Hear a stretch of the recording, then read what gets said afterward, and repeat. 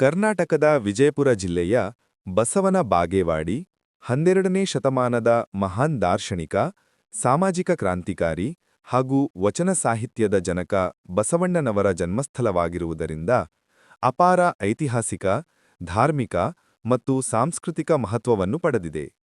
ಕ್ರಿಸ್ತಶಕ 1131ರ ಸುಮಾರಿಗೆ ಬಸವಣ್ಣನವರು ಬಸವನ ಬಾಗೇವಾಡಿಯಲ್ಲಿ ಜನಿಸಿದರು.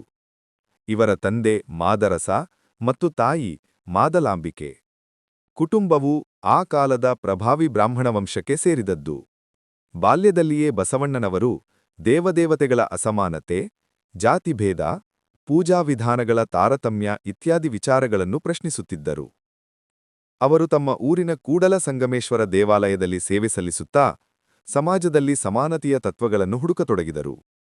ಬಸವಣ್ಣನವರು ಜಾತಿ ವ್ಯವಸ್ಥೆ, ಅಸ್ಪೃಶ್ಯತೆ, ಮಹಿಳಾ ದಮನ ಇವುಗಳನ್ನು ತೀವ್ರವಾಗಿ ವಿರೋಧಿಸಿದರು.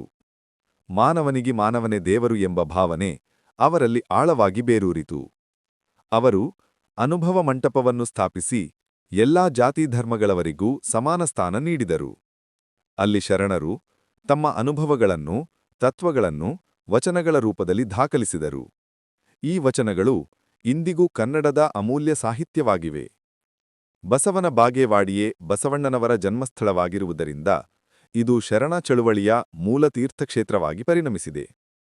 ಇಲ್ಲಿ ನಿರ್ಮಿಸಲಾದ ಬಸವೇಶ್ವರ ದೇವಸ್ಥಾನ, ಬಸವಣ್ಣನವರ ಸ್ಮಾರಕಗಳು ಹಾಗೂ ಶಿಲಾಶಾಸನಗಳಲ್ಲಿ ಕೆತ್ತಲಾದ ವಚನಗಳು ಇಂದಿಗೂ ಭಕ್ತರ ಮನಸ್ಸಿನಲ್ಲಿ ಆತ್ಮಸಾಕ್ಷಾತ್ಕಾರದ ಬಲವನ್ನು ತುಂಬುತ್ತಿವೆ. ಬಸವನ ಬಾಗೇವಾಡಿಯಿಂದಲೇ ಕನ್ನಡ ಸಾಹಿತ್ಯದಲ್ಲಿ ವಚನ ಪರಂಪರೆ ಪ್ರಾರಂಭವಾಯಿತು. ನಂತರ ಕೂಡಲ ಸಂಗಮ, ಕಲ್ಯಾಣ ಮುಂತಾದ ಸ್ಥಳಗಳಲ್ಲಿ ಈ ಚಳುವಳಿ ವಿಸ್ತಾರವಾಯಿತು. ಬಸವಣ್ಣನವರು ಬಿಜ್ಜಳರ ರಾಜಧಾನಿ ಕಲ್ಯಾಣದಲ್ಲಿ ಪ್ರಧಾನಿಗಳಾಗಿ ಕೆಲಸ ಮಾಡಿದಾಗಲೂ ಅವರ ತತ್ವಗಳು ಬಸವನ ಬಾಗೇವಾಡಿಯಿಂದಲೇ ಹುಟ್ಟಿಕೊಂಡಿದ್ದವು. ಇಲ್ಲಿ ಆರಂಭವಾದ ಸಮಾನತೆಯ ಚಿಂತನೆ, ಧಾರ್ಮಿಕ ಸಹಿಷ್ಣುತೆ ಮತ್ತು ಸಾಮಾಜಿಕ ನ್ಯಾಯದ ಹೋರಾಟವು ನಂತರ ಭಾರತದ ಅನೇಕ ಭಾಗಗಳಲ್ಲಿ ಸುಧಾರಣಾ ಚಳುವಳಿಗಳಿಗೆ ಪ್ರೇರಣೆಯಾಯಿತು. ಇಂದಿಗೂ ಇದು ಲಿಂಗಾಯತ ಧರ್ಮದ ಪವಿತ್ರ ತೀರ್ಥಕ್ಷೇತ್ರ. ಪ್ರತಿ ವರ್ಷ ನಡೆಯುವ ಬಸವ ಜಯಂತಿಯಲ್ಲಿ ದೇಶದ ನಾನಾ ಭಾಗಗಳಿಂದ ಸಾವಿರಾರು ಭಕ್ತರು ಇಲ್ಲಿ ಸೇರುತ್ತಾರೆ.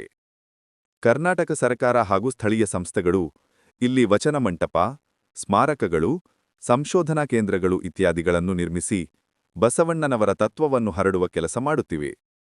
ಬಸವನ ಬಾಗೇವಾಡಿ ಕೇವಲ ಒಂದು ಊರಲ್ಲ, ಅದು ಸಮಾನತೆಯ, ಸತ್ಯದ, ಧರ್ಮದ ಮತ್ತು ಮಾನವೀಯ ಮೌಲ್ಯಗಳ ಜ್ಯೋತಿ ಬೆಳಗಿದ ಪವಿತ್ರ ಭೂಮಿ. ಬಸವಣ್ಣನವರ ಜನ್ಮಸ್ಥಳವೆಂಬ ಹೆಗ್ಗಳಿಕೆಯಿಂದ ಇದು ಇಡೀ ವಿಶ್ವಕ್ಕೆ ಕನ್ನಡ ಸಂಸ್ಕೃತಿಯ ಗರಿಮೆ, ಮಾನವೀಯ ತತ್ವದ ಶಕ್ತಿ ಹಾಗೂ ವಚನ ಸಾಹಿತ್ಯದ ಅಮೂಲ್ಯ ಬಾಗಿಲು ತೆರೆದಿದೆ.